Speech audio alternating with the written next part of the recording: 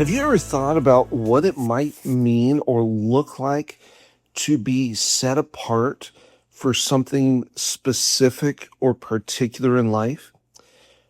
Welcome to this week's devotional. I'm so glad that you joined me.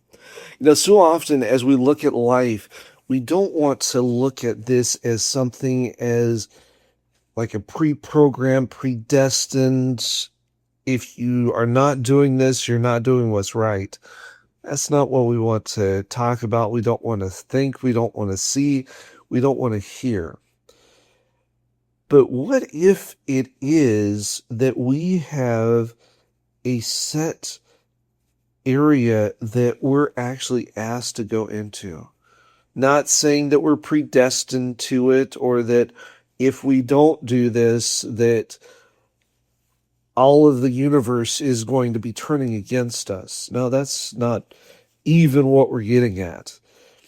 The interesting thing from the scriptures themselves, from the very beginning to the very end, from Genesis to Revelation, God continues to come back to us time and time and time again and mention that when it comes to stuff that's going on, that he has a specific lot in life for each one of us. That even before we were made, even before we see this in the book of Jeremiah, before we were knitted in our mother's stomach, God knew the plans that he has for us in the way that he has in store. But we really don't want to process it like that, do we?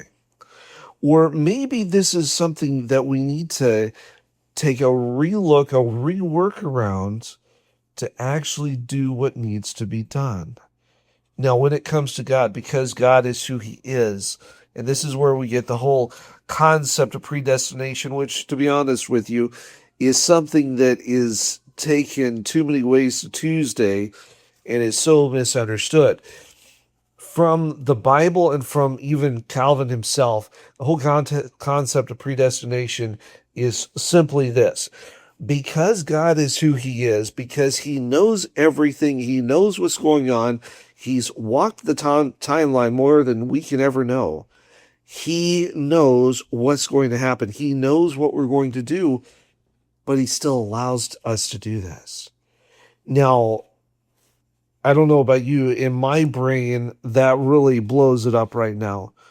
But just the very fact that God knows what we're needing to do at the right place, at the right time, and that he has a calling upon our lives is something to bank on. It's something to trust on, knowing that he is doing an amazing work that we can't even start to understand or comprehend.